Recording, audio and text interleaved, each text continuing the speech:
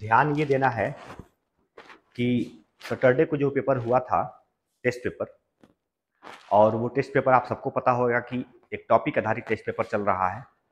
जो एक हफ्ते में टॉपिक लगभग तैयार करा दिया जा रहा है, उसी से रिलेटेड आपके सामने क्वेश्चन दिए जा रहे हैं।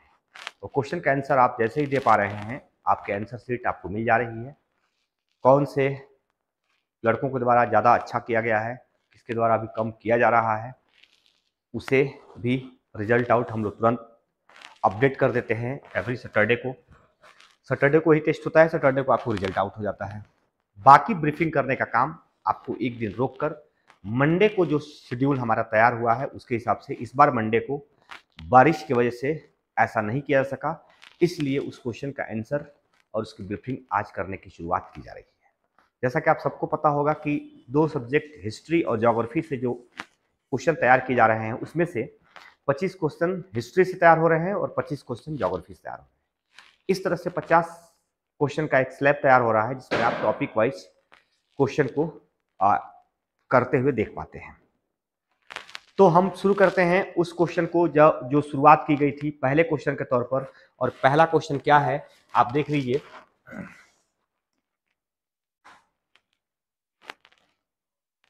पहला क्वेश्चन आपका, निम्नलिखित में से कौन से खगोलीय पिंड है। जैसा कि आप सबको पता होगा कि आसमान में, अंतरिक्ष में पाई जाने वाली हर प्रकार की पिंड को खगोलीय पिंड कहते हैं। चाहे वो क्षुद्र ग्रह हो, चाहे ग्रह हो या उपग्रह हो, या किसी प्रकार की ऐसी चीजें जो अंतरिक्ष में आपको देखने को मिल रही है, वह सामान्य तौर पे खगोलीय पिंड के नाम से जानी जाती है। हाँ, तो उस केसेस में आप ऑप्शन पहले देख लीजिए। सूर्य, पहला ऑप्शन आपको पता है ना, सूर्य अंतरिक्ष में है। भाई सूर्य धरती पे है नहीं, सूर्य अंतरिक्ष में है, मीन्स स्पेस में है। खगोलीय पिंड की एक सबसे बड़ा एग्जाम्पल है चंद्रमा, स्वाभाविक तौर पर स्पेस में है। पृथ्वी स्पेस की एक तरह से खगोलीय पिंड का हिस्सा है, और उल्का पिंड भी एक तरह से एक खगोलीय पिंड के रूप में है। अर्थात जो भी आप उसमें देख पाए हैं वो सब के सब खगोलीय पिंड के रूप में है, और आंसर के तौर पर उपयुक्त सभी आपको खगोलीय पिंड के रूप में दिखाई दे रहे हैं। अर्थात खगोल में पाई जाने वाली हर प्रकार की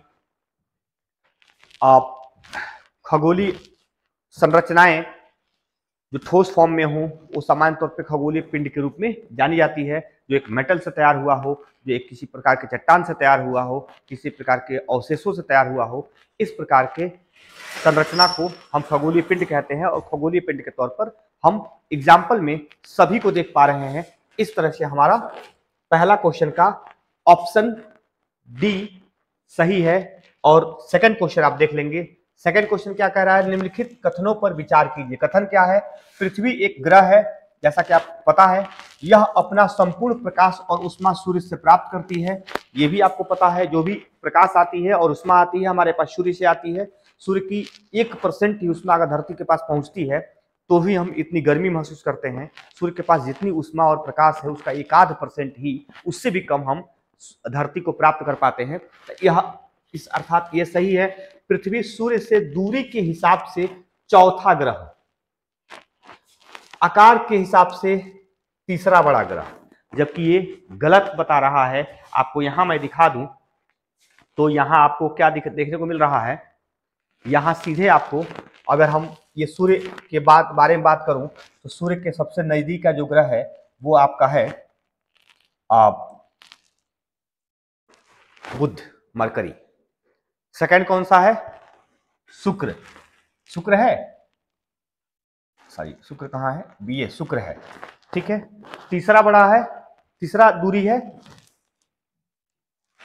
किसकी है, हाँ मंगल की। अब ये मंगल और शुक्र के बीच में किसे आप देख पाते हैं, पृथ्वी को देख पाते हैं।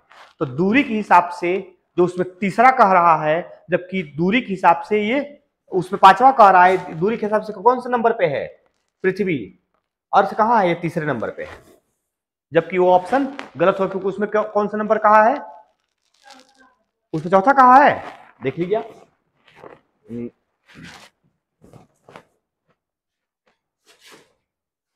हाँ से मिनिमाइज होगा ये।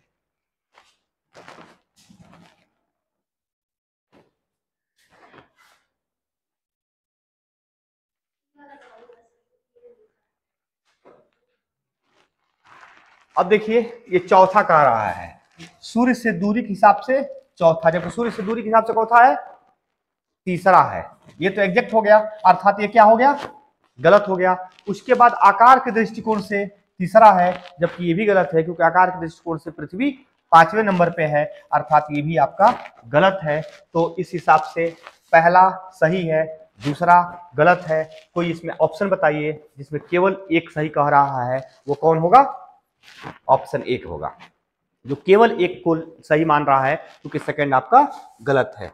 तीसरा ऑप्शन देख लीजिए, तीसरा क्वेश्चन क्या है, नीचे दिए गए ग्रहों में से कौन सा आंतरिक ग्रह है। जैसा कि आपको पता होगा एक बाह्य ग्रह होती है, एक आंतरिक ग्रह होती है। सूर्य से 8 ग्रह जो है उसमें से प्रारंभिक 4 ग्रह को हम आंतरिक ग्रह कहते हैं और लास्ट 4 ग्रह को बाह्य ग्रह कहते हैं। अब इसमें देखेंगे कि अंतिम और प्रारंभिक में कौन कौन से आते हैं। बुध सूर्य के तुरंत बाद आंतरिक ग्रह की संज्ञा है। शुक्र बिल्कुल 4 ग्रहों में से शामिल है जो प्रारंभिक 4 ग्रह है। मंगल भी 4 ग्रहों में शामिल है जो प्रारंभिक 4 ग्रह है। बृहस्पति उन प्रारंभिक 4 ग्रहों में नहीं है बल्कि अंतिम 4 ग्रहों में है। तो हमारे पास बुध, शुक्र और मंगल ये सही हो रहा है।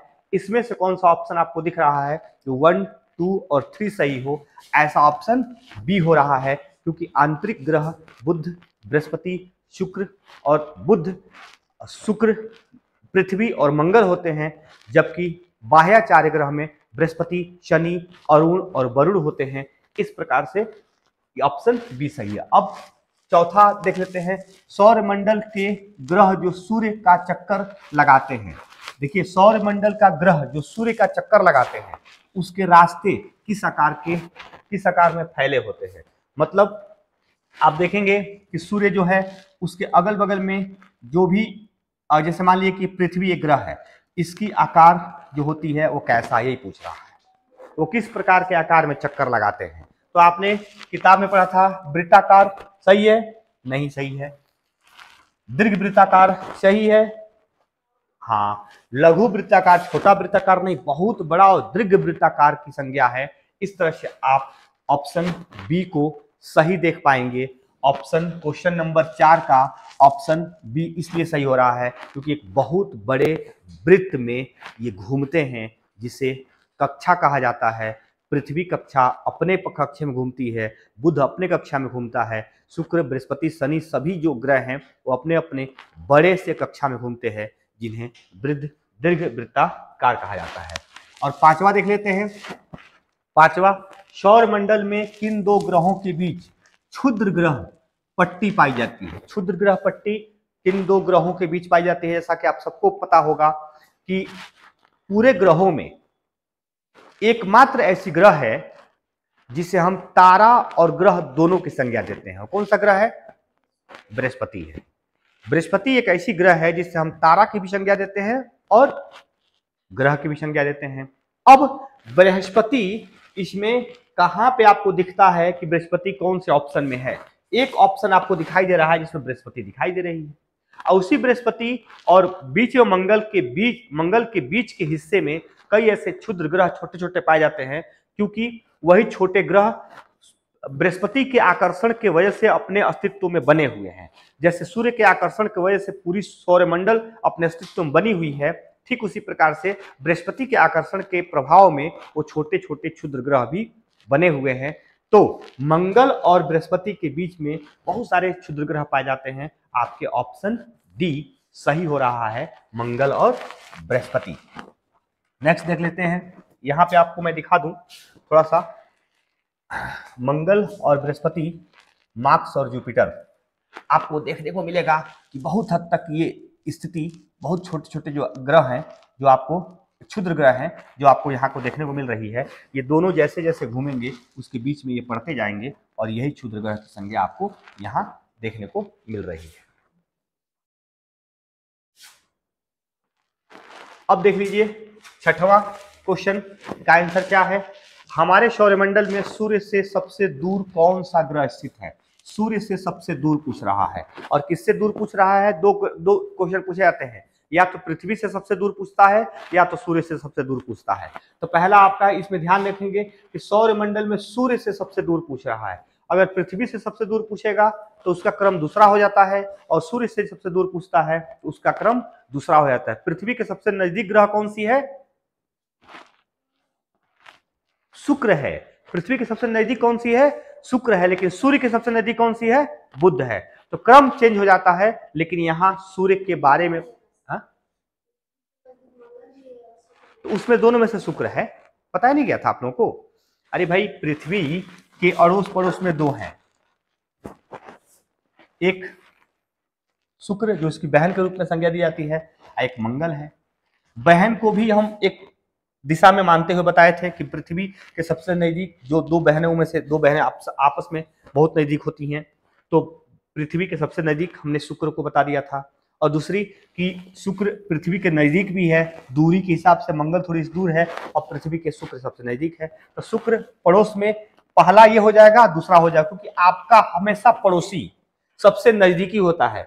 लेकिन दोनों तरफ कोई पड़ोसी हो, दायां और बायां दोनों तरफ कोई पड़ोसी हो, तो उसमें से देखना होता है कि सबसे नजदीक पड़ोसी कौन। जैसे वो सुष्मिता बैठी है, उसके दो लोग पड़ोसी हैं, एक वो शिवम है या एक प्रतिभा है। अब मैं सुष्मिता से पूछूं कि सुष्मिता तुम्हारे सबसे नजदीक कौन है, तो दोनों पड़ोसी तो अपने ही होते हैं, नजदीक होते हैं, लेकिन उसमें तुम तलाशोगी तो कौन सी सबसे नजदीक दिख रही है? प्रतिभा दिख रही है। बस हो गया, क्योंकि उन्होंने दूरी के हिसाब से तय किया कि दोनों में से कौन हमारे सबसे नजदीक है, तो पाया कि प्रतिभा सबसे नजदीक है। ठीक उसी प्रकार से पृथ्वी के दोनों तरफ जो दो ग्रह हैं, एक शुक्र है और एक मंगल है। अब पृथ्वी इन दोनों में से सबसे नजदीक किसकी है? तो शुक्र की सबसे नजदीक है। सेम वही परिस्थितियां बन रही है। अब सबसे दूर कौन है? सूर्य से सबसे दूर अरुण दूर है,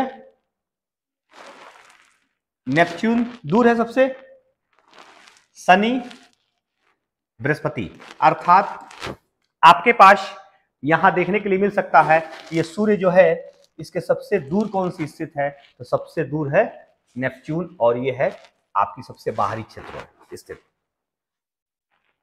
ठीक है, तो सूर्य से सबसे दूर नेपच्यून, सूर्य से सबसे नजदीक मरकरी। अर्थात बुध सबसे नजदीक है और वरुण सबसे दूर है। सूर्य से सबसे दूर के हिसाब से नेपच्यून या वरुण आ रहा। अगर यही पृथ्वी के सबसे नजदीक और सबसे दूर पूछता तो हालांकि पृथ्वी के सबसे दूर तो नेपच्यून हो सकता है, लेकिन पृथ्वी के सबसे नजदीक बुध नहीं हो सकता है, बल्कि शुक्र हो सकता है। ये ऑप्शन आप ध्यान रखेंगे।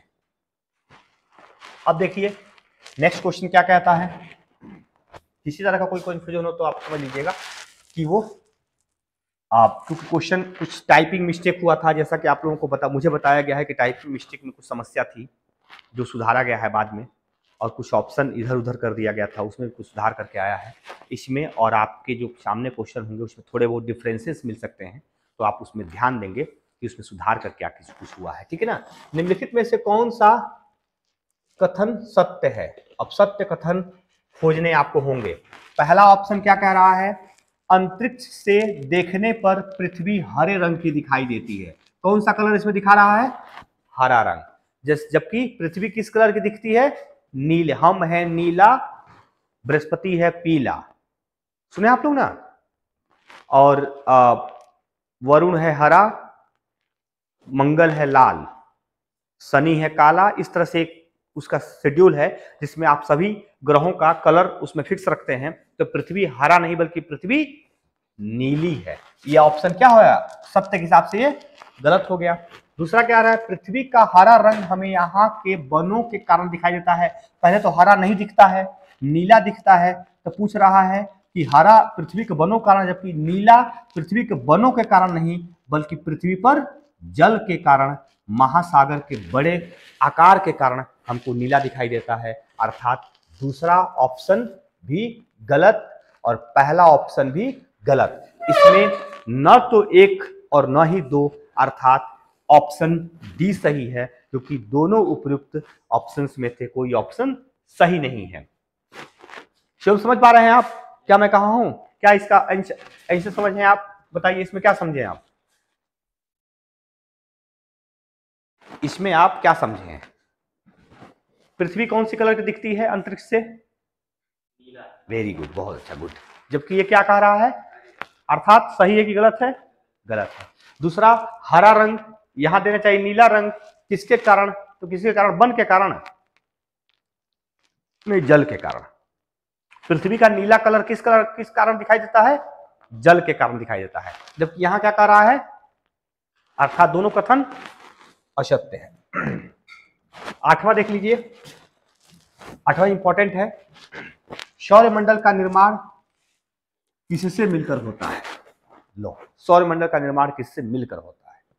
ऑप्शन दे रहा है, ग्रह से मिलकर, उपग्रह से मिलकर, सूर्य से मिलकर और उल्का पिंड से मिलकर। किससे मिलकर होता है, सभी से मिलकर।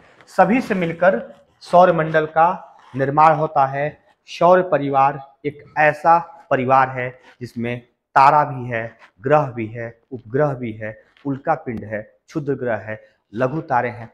इस तरह के पूरी सिस्टम इस सौर परिवार का हिस्सा है और सब लोग मिलकर सौर परिवार बनते हैं, सौर परिवार का निर्माण होता है। इसीलिए उसमें ग्रह भी आ जाएगा, उपग्रह भी आ जाएगा, सूर्य का तो हिस्सेदारी है ही है, उनका पिंड भी हो जाएगा। नेक्स्ट क्वेश्चन क्या कह रहा है, 9वां क्वेश्चन, निम्नलिखित में से कौन सा कथन सत्य है। ध्यान देंगे, यहां आपको जानना होगा, ये क्वेश्चन पे हमेशा ध्यान आपकी रहनी चाहिए, सत्य पूछ रहा है या सत्य पूछ रहा है।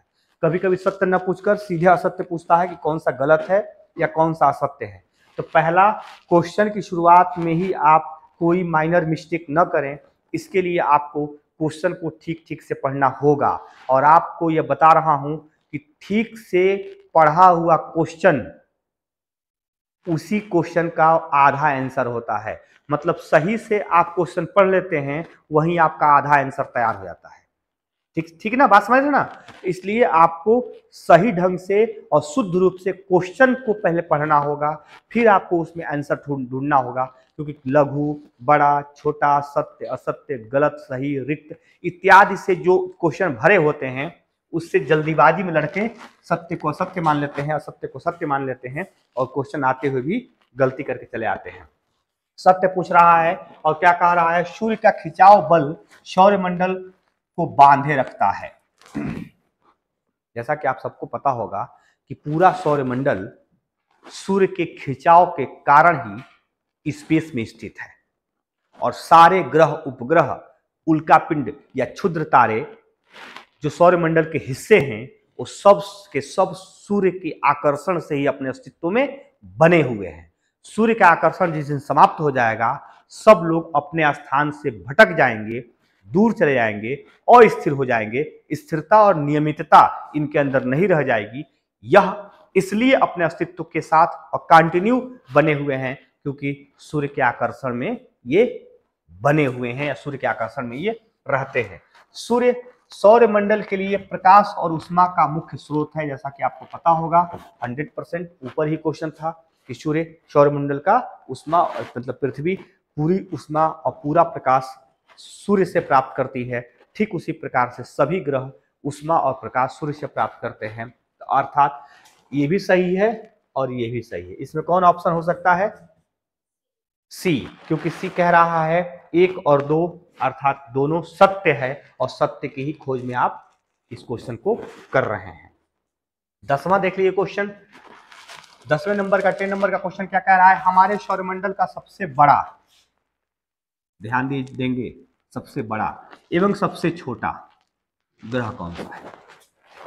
2 गलतियां होंगी, मैं बता रहा हूं, बृहस्पति और बुध। पहला ऑप्शन बृहस्पति, यूरेनस अर्थात वरुण। तीसरा ऑप्शन शनि और मंगल और चौथा ऑप्शन शुक्र और बुध। इसमें कौन सही है, पहला। अगर पहला क्वेश्चन मैं इस तरह बनाता या इस तरह से, बुध एवं बृहस्पति, तो क्या होता, बदल जाता, क्योंकि इसमें पहले बड़ा पूछा है फिर छोटा पूछा है। आपके पास यही ऑप्शन रहता, लेकिन पहले इसमें छोटा है फिर बाद में बड़ा है। तो कभी कभी एक और ऑप्शन अगर दे देता इस प्रकार से, तो आपका ये सही होता, ये गलत होता। क्योंकि क्वेश्चन तो सही है लेकिन क्रम गलत होने के नाते वो क्वेश्चन आपका गलत हो जाता। इस प्रकार से कभी कभी क्वेश्चन आपके सामने पूछकर जल्दीबाजी में गलतियां करते हैं, क्योंकि दिख जाता है कि बृहस्पति शुक्र तो दिया हुआ है, बृहस्पति और बुध तो दिया हुआ है, यही छोटा बड़ा हो सकता है, लेकिन क्रम को आप सही ढंग से शेड्यूल नहीं कर पाते हैं, जिसके वजह से क्या होती है, आपके क्वेश्चन गलत हो जाते हैं, जबकि आप जानबूझकर सही क्वेश्चन करके आए हैं, लेकिन थोड़ी सी वहां मिस्टेक आपने किया और क्वेश्चन आपका गलत हो गया। 11 नंबर का क्वेश्चन देख लिए, निम्नलिखित में से कौन सा कथन सत्य है? केवल सत्य की खोज में हम लोग निकले हुए हैं, ठीक है ना, हर चीज सत्यता पर आधारित, यह सत्य के आधार पर परखने का प्रयास कर रहे हैं। इसमें भी देखेंगे क्या सही है, क्योंकि गलत को खोजेंगे नहीं, सही को छोड़ेंगे नहीं। तो पहला ऑप्शन, उपग्रह अपने ग्रहों की परिक्रमा करता है। स्वाभाविक तौर पर जो ग्रहों को घूमता है उपग्रह कहलाता है, जो तारों को घूमता है वो ग्रह कहलाता है। ये एक शेड्यूल है जिसमें जो आकाशगंगा को घूमता है वो तारा कहलाता है।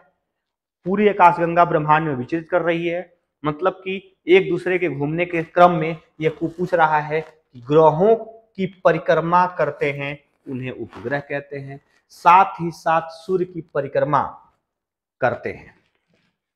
अब सूर्य की परिक्रमा कौन करते हैं? ग्रह करते हैं, लेकिन उपग्रह क्या सूर्य की परिक्रमा करते हैं? तो आप आंसर देंगे कि जी हां करते हैं, क्योंकि सूर्य को ग्रह घूमते हैं और ग्रह को उपग्रह घूमते हैं। तो जब उपग्रह लगातार अपने ग्रह को घूमेगा तो ऐसे घूमते घूमते एक परिक्रमा सूर्य की भी पूरी कर लेगा। इसलिए सूर्य की भी परिक्रमा करते हैं, अर्थात उपग्रह सूर्य की परिक्रमा करते हैं। डायरेक्ट परिक्रमा न करके ग्रहों की परिक्रमा करते करते सूर्य की परिक्रमा पूरी हो जाती है। तो ये आपका ऑप्शन ए सही दिखा रहा है। बी क्या कह रहा है? पृथ्वी के उपग्रह चंद्रमा का व्यास पृथ्वी के व्यास का आधा है। पृथ्वी का व्यास चंद्रमा के व्यास का आधा है। अब ये ऑप्शन सही है कि गलत है, बताइए। क्या आप देख रहे हैं? क्वेश्चन ए, क्वेश्चन बी, केवल ए, केवल दो, केवल एक। क्यों केवल एक है? क्यों केवल एक है? क्योंकि चंद्रमा पृथ्वी से बहुत छोटी है। चंद्रमा पृथ्वी से बहुत ही छोटी होने के नाते इसके व्यास की आधी नहीं बल्कि आधी से कम होने के नाते व्यास चंद्रमा के और पृथ्वी की तुलना आधे के साथ नहीं की जा सकती है। और सामान्य तौर पे हम एक ऑप्शन देख पा रहे हैं कि उपग्रह ग्रह की परिक्रमा करता है और ग्रह तारों की परिक्रमा करता है। इसी दौरान ग्रह जो है कि जब तारों की परिक्रमा करता है और ग्रह को परिक्रमा उपग्रह करता है, तो उपग्रह ग्रह की परिक्रमा करते करते सूर्य की भी या तारों की भी परिक्रमा कर लेता है, पूरी कर लेता है। नेक्स्ट देखेंगे 12 नंबर का क्वेश्चन क्या कह रहा है? विषुवत वृत्त के संदर्भ में, विषुवत वृत्त ध्यान देंगे के संदर्भ में नीचे दिए गए कथनों पर विचार कीजिए। और क्या कथन कह रहा है? विषुवत वृत्त 0 अक्षांश को प्रदर्शित करता है। विषुवत वृत्त 0 अक्षांश को प्रदर्शित करता है, स्वाभाविक तौर पर करता है। विषुवत वृत्त से ध्रुवों की ओर जाने पर अक्षांशों का आकार घटता है। स्वाभाविक तौर पर घटता है, क्योंकि पृथ्वी चपटी है, बीच में चौड़ी है, ऊपर पतली है। ऊपर आते आते पूरी अक्षांश 0 तक हो जाती है और दूरी भी उसकी 0 हो जाती है। इसलिए घटने का क्रम ऊपर या नीचे जाने पर होता है। कि किसी ध्रुव के बारे में नहीं पूछा है, बल्कि दोनों केवल ध्रुव लिख दिया है, अर्थात नीचे जाएंगे तो भी घटेगा और ऊपर जाएंगे तो भी घटेगा। तीसरा क्या कह रहा है? विषुवत वृत्त से उत्तर या दक्षिण, मतलब ऊपर या नीचे की कोणीय दूरी की माप को देशांतर कहते हैं। देशांतर कहते हैं उसको? नहीं, उत्तर दक्षिण की नहीं, पूरब पश्चिम की माप को देशांतर कहते हैं। यहां गलती उत्तर और दक्षिण दे दिया, क्योंकि आप देख सकते हैं पृथ्वी पर जो विषुवत रेखा है, इसके उत्तर में ये रेखाएं आएंगी, दक्षिण में ये रेखाएं आएंगी। क्या ये दोनों अक्षांश देशांतरी रेखाएं हैं? नहीं, इसके पूरब, अगर हम 0 देशांतर के पूर्व और पश्चिम में देशांतर रेखाएं होती हैं। ये कह रहा है कि कोणीय दूरी को मापने वाली रेखा को देशांतर कहते हैं। वो गलत है, अर्थात 1 और 2 केवल सही है। इसमें आपका ए ऑप्शन में केवल 1 और 2 सही दिया है और आपके 12 का ए सही है।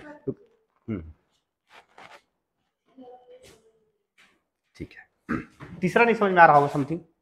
विषुवत वृत्त किसे कहते हैं? विषुवत वृत्त किसे कहते हैं? विषुवत रेखा कोई विषुवत वृत्त कहते हैं। ठीक है, यहां तक समझ में आ रहा है? मैं बता भी रहा हूं। ये विषुवत वृत्त हो गया। तो विषुवत वृत्त के उत्तर में ये होगा उत्तर, होगा ऊपर उत्तर होता है ना, ये उत्तर मान लीजिए हो रहा है। के दक्षिण या दक्षिण कौन सा होगा? ये होगा दक्षिण, होगा। ऐसी लाइनें खींची जाएंगी कि दक्षिण की कोणीय दूरी, जो भी कोणीय दूरी है, मान लीजिए इसकी कोणीय दूरी ये है, इसकी कोणीय दूरी है, कुछ भी एनीथिंग आप दूरी कोणीय, ये 90 अंश का कोण बना रहा है। कोणीय दूरी की माप को देशांतर कहते हैं। क्या किसी अक्षांश के कोणीय दूरी की माप को देशांतर कहेंगे? देशांतर तो सिंपल सा पूरब और पश्चिम में जो रेखा खींची जाती है उसे हम देशांतर कहते हैं ना। तो ये देशांतर कहते हैं शब्द गलत है। यह अगर कहता कि उत्तर और दक्षिण के बजाय पूर्व और पश्चिम की कोणीय दूरी को मापने वाली रेखा को क्या कहते हैं, तब आपका आंसर क्या होता? देशांतर सही होता। अर्थात तीसरा आपका ऑप्शन गलत है। बाकी 1 2 3 है और 1 2 3 के हिसाब से ऑप्शन ए सही है। ठीक है, समझ में आया? नेक्स्ट देखेंगे और 13 नंबर का क्वेश्चन। 13 नंबर देख लीजिए। नीचे दिए कथनों पर विचार कीजिए। इसमें न सत्य पूछा है न असत्य पूछा है। आपको अपने विचार से तय करना है कि कौन सा सही है और कौन सा गलत है। इसमें सत्य असत्य के बजाय आपके कथन विचारणीय करके पूछा है कि आप विचार कीजिए कौन सा सही है और कौन सा गलत है। तो ऑप्शन ए पर पहले विचार कीजिए। कह रहा है विषुवत वृत्त से ध्रुवों तक स्थित सभी समानांतर वृत्तों को अक्षांश वृत्त कहते हैं। सभी समानांतर जो वृत्त है उसे क्या कहते हैं? ध्रुवों तक स्थित, ध्यान दीजिए, ध्रुवों तक स्थित समानांतर वृत्तों को अक्षांश वृत्त कहते हैं। विषुवत वृत्त से ध्रुवों तक। ठीक है। दूसरा कह रहा है सभी अक्षांश रेखाओं का आकार एक समान रहता है। सभी अक्षांश रेखाओं का आकार एक समान रहता है। देखिए यहां पे देख लीजिए, हाँ, यहां से लेकर यहां तक, यहां से लेकर यहां तक, मान लीजिए अगर 12,000 12,500 किलोमीटर है, तो क्या ये भी 12,500 किलोमीटर जा रहा है? आकार बड़ा है, आकार सेम है? नहीं सेम है। तो इसका मतलब सभी अक्षांशीय रेखाओं का आकार समान रहता है। ये क्या है? गलत है। और ये क्या है? विषुवत वृत्त से ध्रुवों तक सभी समानांतर वृत्तों को अक्षांश वृत्त कहते हैं। विषुवत रेखा से ध्रुवों पर स्थित सभी समानांतर वृक्षों को अक्षांश वृत्त बिल्कुल कह सकते हैं, अक्षांश वृत्त कह सकते हैं हम, क्योंकि अक्षांश वृत्त एक समान नहीं होते हैं। देशांतर वृत्त एक समान होते हैं, लेकिन अक्षांश वृत्त एक समान नहीं होते। लेकिन अक्षांश वृत्त कहते हैं, वृत्त छोटा भी हो सकता है और वृत्त बड़ा भी हो सकता है। तो इस तरह से केवल और केवल कौन सा ऑप्शन सही हो रहा है? ए सही हो रहा है। ए इसमें कौन सा सही है? ए पर ही केवल ए सही है। हाँ जी, हाँ प्रणाम। हाँ क्लास में बस निकल रहा हूँ, फोन कर रहा हूँ। ठीक, अब देखेंगे नेक्स्ट 50% क्वेश्चन हम कवर कर लिए हैं। 14 नंबर का क्वेश्चन देखते हैं। 14 नंबर क्वेश्चन क्या कह रहा है? 14 नंबर क्वेश्चन कह रहा है उत्तरी ध्रुव कहाँ है? शिवम, उत्तरी ध्रुव पृथ्वी पर उत्तरी ध्रुव कहाँ है? बता दीजिए जल्दी। बहुत सुंदर। और दक्षिणी ध्रुव? दक्षिणी ध्रुव बस। देखिए शिवम कल डांट सुने हैं और आज समझ बढ़ गई है। तो रिसाइकिल होती है लाइफ। जब आदमी तीन लोग डांटते हैं आपके लाइफ में। एक, माँ बाप आपको डांटते हैं, वो डांटते इसलिए हैं कि आपकी जिंदगी बन जाए, जिंदगी में कोई रुकावट ना हो, आप बेहतर हो जाए। माताजी डांटती हैं, पिताजी डांटते हैं और गुरु। ये 3 ऐसे डांट होते हैं जहां पे आप अगर इनके डांट को बर्दाश्त कर लेंगे तो जीवन में एक महान आत्मा बनकर आप प्रदर्शित होंगे। और इन तीनों की डांट को आप ईश्वर की वरदान और आशीर्वाद मानकर आपको अपने लाइफ में लेना चाहिए। जो आदमी इन तीनों से झगड़ और रगड़ लिया वो जीवन में कभी सक्सेस नहीं हो सकता है। ये पूरी सिस्टम और नेचर की दी हुई व्यवस्था है, इसमें कोई परिवर्तन नहीं हो सकता है। पहले के ज़माने में माँ बाप तो डांटते थे, आज के ज़माने में माँ बाप भी डांटना बंद कर दिए हैं या कम कर दिए हैं, क्योंकि वो भी अपने लाइफ में बिजी हैं। इतनी बिजी हैं कि आपकी गलतियों पर उनकी निगाह नहीं जा रही है। और टीचर्स तो कानूनी रोक लग गई है डांटने और पीटने पर। इसके वजह से टीचर खुद भी सेफ रहना चाहता है इस सब मामले की वजह से। और तो इस परिस्थितियों में मम्मी पापा इसलिए नहीं डांट पा रहे हैं क्योंकि उनके पास टाइम ही नहीं है आपकी गलती और सही को देखने के लिए। कौन पिता है जो चाहता, जो इस समय अपने बच्चों के पीछे, क्योंकि घर पे जाने के बाद पिताजी अपने मोबाइल में लगे हुए हैं, मम्मा जी अपने मोबाइल में लगी हुई हैं और आप अपने मोबाइल में लगे हुए हैं। आपकी निजी जिंदगी आपके मोबाइल से स्टार्ट होती है, खत्म होती है। मम्मी पापा की भी निजी जिंदगी अब उनके मोबाइल से स्टार्ट होती है और खत्म होती है। बड़ा दुर्भाग्य है आज की परिस्थितियों में कि कोई किसी को न वॉच कर पा रहा है, न कोई किसी को डांट फटकार पा रहा है, न समझदार बना पा रहा है। सब लोग भगवान के भरोसे या परिस्थितियों के भरोसे आगे बढ़ रहे हैं। कितना किसका बच्चा समझदार हो जाएगा ये परिस्थितियां तय करेंगी। माँ बाप के पास टाइम नहीं है, एक तो नौकरी, मम्मी भी नौकरी, पापा भी नौकरी, और दूसरी मोबाइल व्यस्तता, लाइफ इतनी स्ट्रेस लाइफ कि कहाँ लोग डांटने और फटकारने की तरफ ध्यान देंगे और वॉचिंग करने की तरफ ध्यान देंगे। खुद अपने लाइफ में इतनी व्यस्तता बन गई, व्यस्तता लेकर चल रहे हैं लोग कि ऐसे फुर्सतें नहीं मिल पा रही है। इस काम को भी थोड़ी जिम्मेदारी पूर्वक किया जा सके। इस नाते आप देख पा रहे हैं इस क्वेश्चन को, जो उत्तरी ध्रुव से दक्षिणी ध्रुव, मतलब यहां से यहां, ये कह रहा है उत्तरी ध्रुव दक्षिणी ध्रुव को जोड़ने वाले संदर्भ रेखा को क्या कहते हैं? याम्योत्तर जो रेखा है उसे क्या कहते हैं? विषुववृत्त कहते हैं, देशांतरी याम्योत्तर रेखाएं कहते हैं, अक्षांशी रेखाएं कहते हैं, उत्तरी ध्रुव वृत्त, आर्कटिक वृत्त कहते हैं। तो क्या कहते हैं इसको हम जरा बता दो, या आपने बता दिया क्या कहते हैं इसको? उत्तर से दक्षिण ध्रुव को जोड़ने वाली रेखा को क्या कहते हैं? नहीं यार, आर्टिक नहीं कहते हैं, क्या कहते हैं? हाँ, कैसे गुस्से में बोल रही हैं आप? देशांतर याम्योत्तर रेखाएं, ठीक है ना। तो इस केसेस में आप देशांतर याम्योत्तर रेखाओं को आप चिन्हित करते हुए देख पा रहे हैं, ठीक है। 15वां नंबर का क्वेश्चन देख लीजिए। अब जल्दी जल्दी हम लोग निपटा रहे हैं। निम्नलिखित कथनों में से कौन सा कथन सत्य है? फिर सत्य की तलाश करने हम लोग निकल आए हैं। और सत्य को खोजने के लिए पहला क्या है? प्रमुख याम्योत्तर था 180 डिग्री। प्रमुख याम्योत्तर, प्रमुख याम्योत्तर 180 डिग्री। इसको कलर कर लूं, 180 डिग्री, ठीक है। मिलकर पृथ्वी को समान भागों में पूर्वी गोलार्ध एवं पश्चिमी गोलार्ध में विभक्त करते हैं।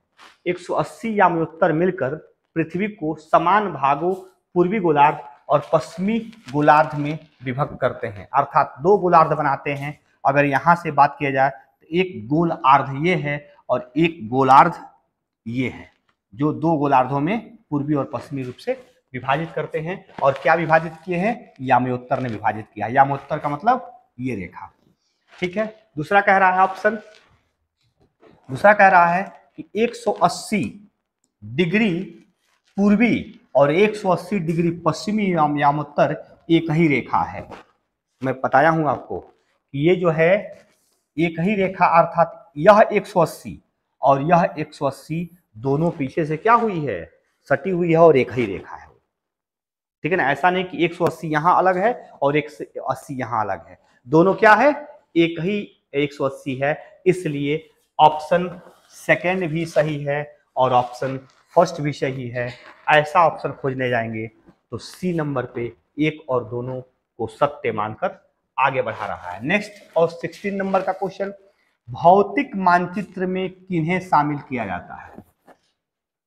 कई प्रकार के मानचित्र को, राजनीतिक मानचित्र, पॉलिटिकल मैप और फिजिकल मैप आपको बताया गया था। उसमें क्या क्या फिजिकल मैप में शामिल होते हैं? तो ऑप्शन देख लेंगे। पर्वत, पर्वत पठार तो भौतिक में पढ़ाया जाता है, पठार तो स्वाभाविक तौर पर पर्वत के साथ जुड़ गया। मैदान, ये भी भौतिक में आ जाएगा, और महासागर ये भी भौतिक में आ जाएगा। लेकिन इसमें पांचवा भी ऑप्शन है, ये क्वेश्चन स्पेशल क्वेश्चन है क्योंकि इसमें पांचवा भी ऑप्शन है। अब पांचवा का आ रहा है देश और राज्यों की सीमाएं, जबकि आपको पता होगा जितनी भी राज्यों की सीमाएं या किसी देश के साथ साझा होने वाली सीमा को हम पॉलिटिकली मैप में शामिल करते हैं, राजनीतिक मैप में शामिल करते हैं, न कि भौतिक मैप में शामिल करते हैं। तो क्या पांचवा नंबर सही होगा भौतिक मैप में?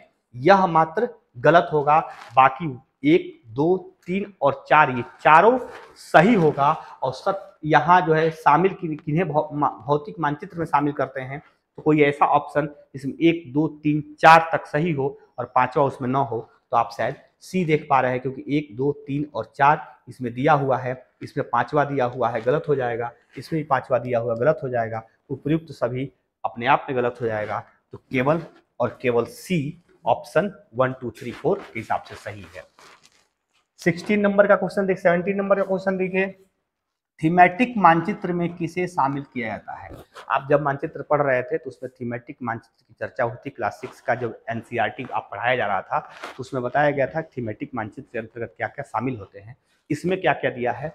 सड़क दिया है, जनसंख्या, इसमें जनसंख्या दिया है, नहीं दिया है कोई बात नहीं, वर्षा दिया है जो शामिल होता है, वन, उद्योग, विवरण, सड़क इत्यादि सभी कुछ शामिल होते हैं।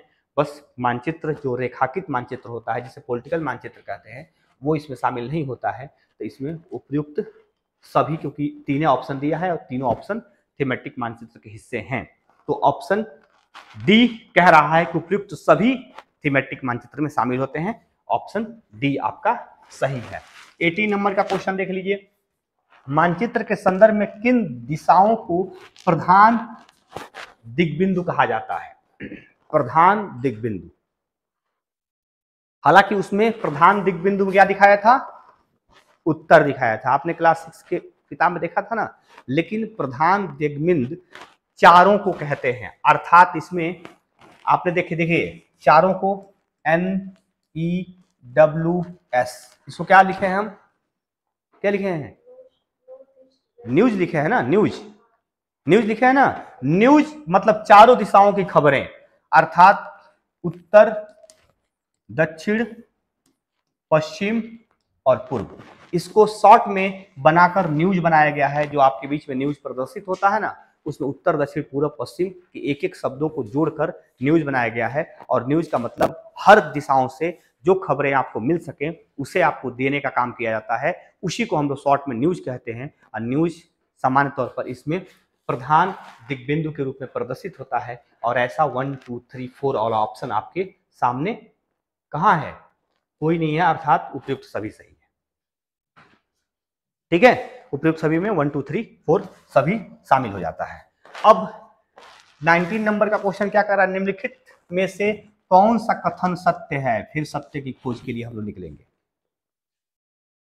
और सत्य में पहला क्या है? जो मानचित्र पैमाने पर आधारित न होकर, जो मानचित्र पैमाने पर आधारित न होकर याददाश्त और स्थानीय प्रेक्षण पर आधारित होते हैं उन्हें रेखा चित्र मानचित्र कहते हैं।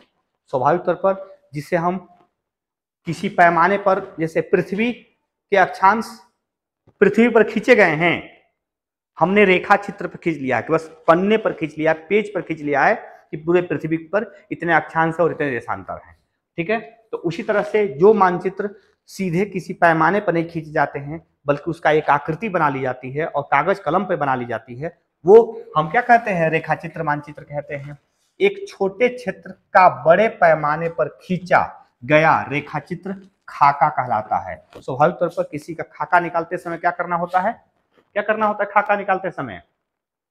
खाका निकालते समय छोटे को बड़े में और बड़े को छोटे में भी आप बना सकते हैं। जैसे मान लीजिए कि चींटी के बारे में उसका काउंट करना हो पैर, तो क्या चींटी से छोटा मानचित्र बनाकर उसका काउंट कर सकते हैं पैर?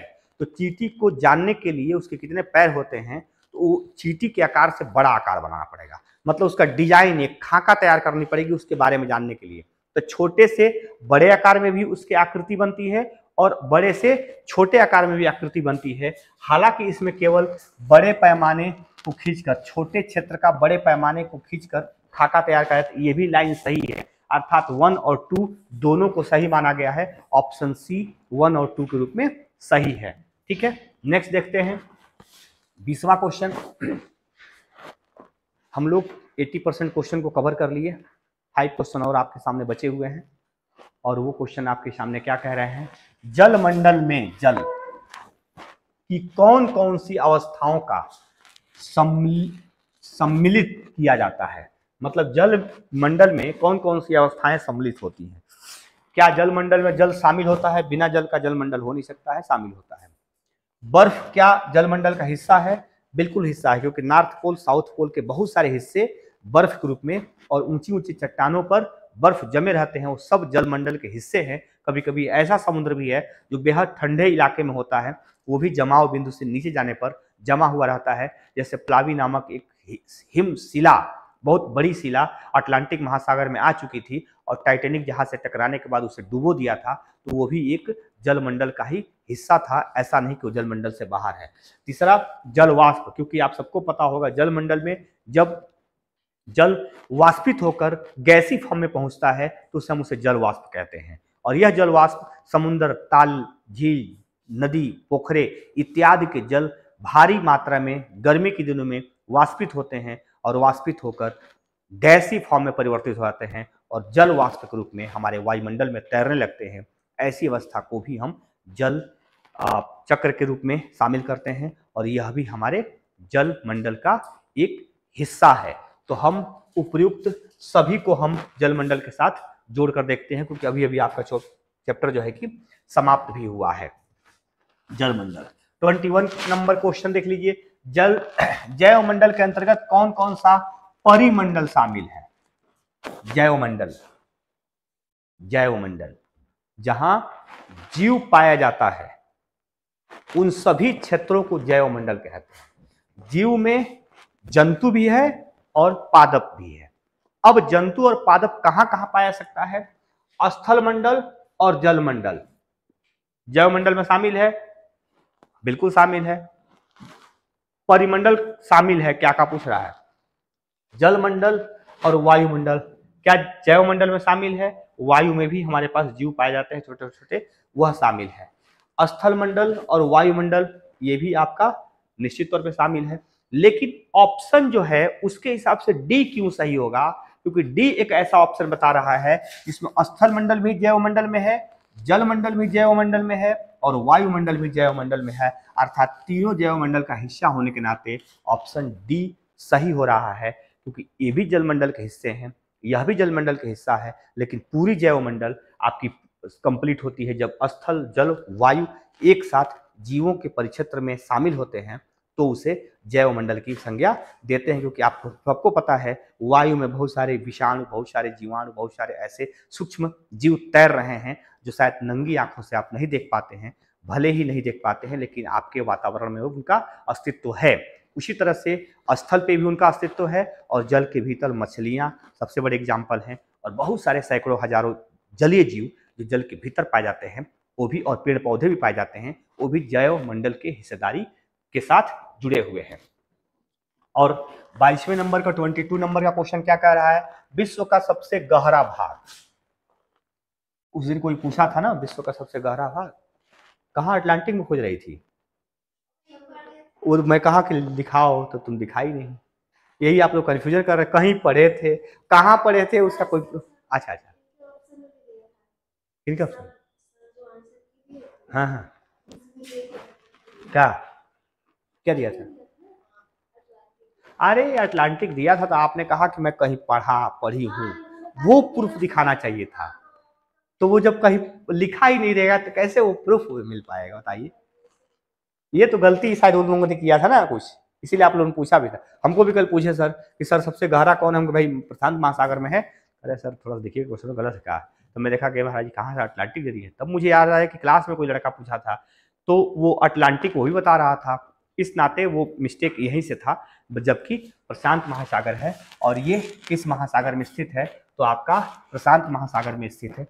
जगह है मेरियाना गर्त। मेरियाना उत्तरी प्रशांत महासागर का हिस्सा है जो धरती का सबसे गहरा स्थान है। जैसा कि मैं एक दिन बताया भी था कि एक ऐसा भी व्यक्ति धरती पर है जो धरती का सबसे गहरा स्थान अर्थात मेरियाना गर्त तक भी पहुंचा है और धरती का सबसे ऊंचा स्थान अर्थात माउंट एवरेस्ट तक भी पहुंचा है, और एक व्यक्ति ने इस प्रकार का रिकॉर्ड बना चुका है। अब हम 23वें नंबर का क्वेश्चन देखते हैं, सेकंड लास्ट नहीं, थर्ड लास्ट है। एशिया तथा यूरोप, दो महाद्वीप के बारे में बात कर रहा है। एशिया तथा यूरोप को अलग करने वाली स्थलीय संरचना शामिल है। एशिया और यूरोप को ध्यान देंगे आप। अब कोई ऐसा स्थल क्षेत्र ढूंढेंगे जो एशिया और यूरोप के बॉर्डर पे हो। पहला ऑप्शन यूराल पर्वत, स्वाभाविक तौर पर यूराल पर्वत रसिया में स्थित एक ऐसा पर्वत है जो यूरेशिया को जोड़ता है, अर्थात यूरोप और एशिया के साथ जुड़ा हुआ है या दोनों को अलग करता है, यूराल पर्वत। दूसरा है जूरा पर्वत। जूरा पर्वत कहाँ है? जूरा पर्वत आपका एशिया और यूरोप के बॉर्डर पर नहीं है, जबकि जूरा पर्वत यूरोप में है, और जूरा पर्वत फ्रांस और स्विट्जरलैंड की सीमा बनाता है। छोटा सा पर्वत है, स्विट्जरलैंड की हिस्सेदारी उसमें सबसे बड़ी है, और फ्रांस और स्विट्जरलैंड की सीमा पर है, वह यूरोप और एशिया की सीमा पर नहीं है। जबकि यूराल पर्वत, यूराल नदी साथ साथ नीचे उतरते हैं और दोनों एशिया यूरोप को बांटने का काम करते हैं। तो ऑप्शन में आपका ए भी सही है और ऑप्शन में थर्ड यानी 1 और थर्ड दोनों सही है। इसमें खोजना है कि 1 कौन सा है और थर्ड कौन सा है, दोनों साथ साथ कौन सा है, तो ऑप्शन सी। हाँ तो क्या हो, देखिए ऐसा है, नदी को स्थलीय संरचना के रूप में ही शामिल किया जाता है। नदी के माध्यम से आप सोच रहे हैं कि नदी को हम जल के संरचना के रूप में विभाजित करते नहीं, नदी स्थल पे ही विभाजित होती है। जैसे हमारे पाकिस्तान और भारत के बीच में हम जो स्थलीय रूप से बटे हुए हैं, जिसमें हमारे पास 2 नदियां मिलकर भारत और पाकिस्तान की सीमा बनाती हैं। वो दोनों नदियां कौन कौन सी हैं? झेलम नदी और चेनाब नदी, दोनों लोग मिलकर मुजफ्फराबाद तक जलीय सीमा बनाते हैं। लेकिन उस जलीय सीमा को हम क्या काउंट करते हैं? स्थलीय सीमा में काउंट करते हैं ना। तो इस तरह से वो स्थलीय सीमा में ही काउंट होती है। नदी को हम लोग जल सीमा के साथ, समुद्री सीमा के साथ नहीं जोड़ते हैं। तो यह इस तरह से हम यूराल जो नदी है उसे हम जलीय रूप से भले देख पा रहे हैं, लेकिन स्थल पे होने के नाते हम उसे स्थलीय सीमा के साथ काउंट करते हैं। एग्जाम्पल में भारत पाकिस्तान के बॉर्डर पर बहने वाली झेलम और चेनाब नदी ज्वाइंट रूप से भारत पाकिस्तान के कुछ दूर तक सीमा बनाती है, जिसे हम स्थलीय सीमा के रूप में ही परिभाषित करते हैं। ठीक है, अब 24वां देख लीजिए, सेकंड लास्ट। वह कौन सा महाद्वीप है? कितने महाद्वीप धरती पे हैं? 7 महाद्वीप। तो कौन सा महाद्वीप है जिससे होकर कर्क रेखा, मकर रेखा और विषुवत रेखा, विषुवत वृत्त तीनों गुजरती है? ये आपका इक्वेटर लाइन है, ये आपका कर्क रेखा है, और ये आपका मकर रेखा। अब कौन सी ऐसी महाद्वीप है जिसमें तीनों रेखाएं गई हुई है? तो एकमात्र महाद्वीप है, जैसा कि आपको बताया गया था पहले भी,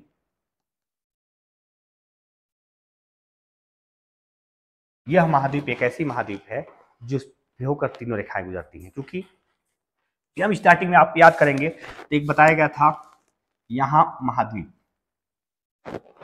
एक बताया गया था यहां पे महाद्वीप, एक बताया गया था यहां पे महाद्वीप, एक यहां पे महाद्वीप बताया गया था, और एक बताया गया था यहां पे महाद्वीप। तो कैसे शॉर्ट ट्रिक कैसे बताए थे हम? शॉर्ट ट्रिक में ये बताए थे कि ये कोना यहां और ये सिर्फ एक एक अक्षांशों पर, एक एक मुख्य रेखाओं पर बसे हुए हैं। क्या नहीं गुजरती है? गजब हाल हो गया, अफ्रीका से कोई नहीं गुजरती है। ऑस्ट्रेलिया से गुजरती नहीं है, ऑस्ट्रेलिया के बीच से मकर रेखा नहीं गुजरी है। अब देखेंगे यहां से यह कोने और यह कोना, दोनों कोना देख लीजिए, इससे 2 रेखा और इससे भी 2 रेखा, यहां आपका अब आ जाता है इंडोनेशिया, इससे 2 रेखा गुजरती है। यह कोना 2 रेखा को, बाकी बच्चा ऊपर और एक है नीचे, जिसे हम अंटार्कटिका कहते हैं। यह भी किसी रेखा पर नहीं बसा हुआ, मुख्य रेखा पर, यह भी किसी रेखा पर नहीं बसा हुआ, अर्थात ऊपर नीचे एक भी रेखा पर नहीं। ये जो है कि ट्रेंगल वो हिस्सेदारी एक एक रेखाओं पर, यह जो है दो दो रेखाओं पर, और बीच में तीनों रेखाओं पर, अर्थात अफ्रीका तीनों रेखाओं पर बसा हुआ महाद्वीप है। और ऑप्शन में आपका अफ्रीका सही है, ठीक है ना, क्योंकि यूरोप किसी भी कर्क, मकर और भूमध्य पर नहीं बसा है। दक्षिणी अमेरिका भूमध्य और मकर पर बसा है। एशिया कर्क और भूमध्य पर बसा है, जबकि अफ्रीका कर्क, भूमध्य और मकर तीनों पर बसा है। सेकेंड लास्ट के बाद अब लास्ट क्वेश्चन है 25वां क्वेश्चन, जो सैटरडे को आपको दिया गया था। उस 25 क्वेश्चन में से अंतिम क्वेश्चन क्या कह रहा है? उत्तरी अमेरिका, नॉर्थ अमेरिका तथा साउथ अमेरिका, दक्षिणी अमेरिका, पहले किसी जमाने में पैदल यात्रा होती थी, महाद्वीप किस देश में मिलते हैं? अब ये दोनों महाद्वीप किस देश में मिलते हैं कह रहा है, तो देश में आपका पनामा देश है। छोटा सा देश है एक, जो प्रशांत महासागर से एक तरफ जुड़ा हुआ है, आर्कटिक सागर से एक तरफ जुड़ा हुआ है। दोनों बहुत पतला देश है, बहुत छोटा देश है। दोनों किसी जमाने में इसके पनामा के दोनों हिस्सेदारी ऐसे हुआ करती थी, ऐसे, इस तरह से उत्तरी अमेरिका चला जाता है और ऐसे ऐसे करके ये दक्षिणी अमेरिका चला जाता है। ध्यान दीजिएगा, इसमें यह जो पनामा देश है, यह यहां से स्थल शुरू करेंगे और यहां तक जा सकते थे, लेकिन पूरे प्रशांत महासागर के इस हिस्से की लोग कहीं अगर अटलांटिक में या यूरोप की तरफ या एशिया की तरफ जाना होता था, तो बेचारे लोग इतना सा घूम कर ये लोग जाते थे। तो इसलिए तय हुआ कि कोई ऐसा स्थल जो पतली सी हो और काट दिया जाए, नहर के रूप में विभाजित हो जाए, जिसके बाद यात्रा बहुत सुलभ और जल्दी हो जाएगी। तो पनामा देश को ही काट दिया गया, पनामा देश को, और ये पानी इधर से इधर चला गया।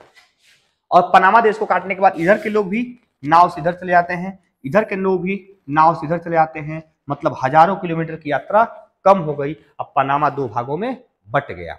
पनामा ही एक ऐसा जगह है जो उत्तरी अमेरिका और दक्षिणी अमेरिका को जोड़ने का काम करती है, या इसी के माध्यम से आप उत्तरी अमेरिका से दक्षिणी अमेरिका और दक्षिणी अमेरिका से उत्तरी अमेरिका जा सकते हैं। मतलब यही देश दोनों महाद्वीपों को जोड़ती भी है और दोनों महाद्वीपों को अलग भी करती है। तो पनामा देश है, तो छोटा सा देश है, और वो आपके ऑप्शन में है, और ऑप्शन ए आपका सही है। इस तरह से हम 25 क्वेश्चन के आंसर को देख पाए और 25 क्वेश्चन का आंसर ये समझ पाए कि कहाँ कहाँ से चीजें जोड़कर इस क्वेश्चन को सही बनाया जा सकता है। कुछ छोटी सी मिस्टेक्स आपकी हुई रही होंगी, उसको भी आप सुधार कर लिए होंगे, मुझे उम्मीद है कि, और आगे सुधार के साथ आपके साथ क्वेश्चन पेपर बनाया जाएगा, ये उम्मीद भी है।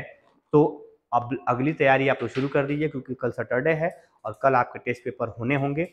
इसलिए जो भी क्वेश्चन आपने पिछले एक हफ्ते में पढ़ा होगा, उसके इर्द गिर्द ज़्यादातर क्वेश्चन पूछे जाते हैं, और उससे आप क्वेश्चन पहले से तैयार करके आइए, ताकि अच्छे रेटिंग के साथ अच्छा आपकी मार्क्स आ सके, और जो कमी आपकी है वो अगले मंडे को, अर्थात इसी मंडे को, आने वाली मंडे को सुधारा जाएगा, क्योंकि सैटरडे की ब्रीफिंग आपको मंडे को दी जाएगी। तो इस नाते आप एकदम बेहिचक अपने टेस्ट पेपर को दीजिएगा, अपने क्वेश्चन को मिलाइएगा, जो समस्याएं होंगी उसका सॉल्यूशन मंडे को जरूर से मिल जाएगा। आप सबको बहुत बहुत धन्यवाद, थैंक यू।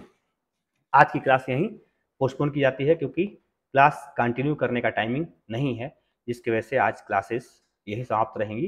कल वाली टेस्ट और करंट अफेयर्स और बाकी चीज़ों की शुरुआत सैटरडे को स्पेशल तौर पर होती ही है। जैसा कि आप सबको पता होगा कि टेस्ट भी होता है और करंट की क्लासेस भी चलाई जाती है, वो भी कंटिन्यू रहेगा। जो अलग से चीज़ें सामने आएंगी उसको भी हम लोग कंटिन्यू करेंगे। आप दोनों लोग प्रतिभा और दोनों लोग जो डिसिप्लिन क्रिएट कर रहे हैं वो ठीक बात नहीं है। सुन लीजिए, बस 2 मिनट सुन लीजिए, उसके बाद दिन भर बात करिएगा, दिन भर हंसिएगा, कोई इशू नहीं है, ठीक है। तो क्लासेस में जो बताई जा रही है ना चीज़ें, वो बहुत इंपॉर्टेंट होती हैं, उसको ध्यानपूर्वक समझना होता है। ज़्यादा बुद्धिमान बनने का प्रयास करेंगे तो नुकसान आप ही लोगों को होगा। Thank you.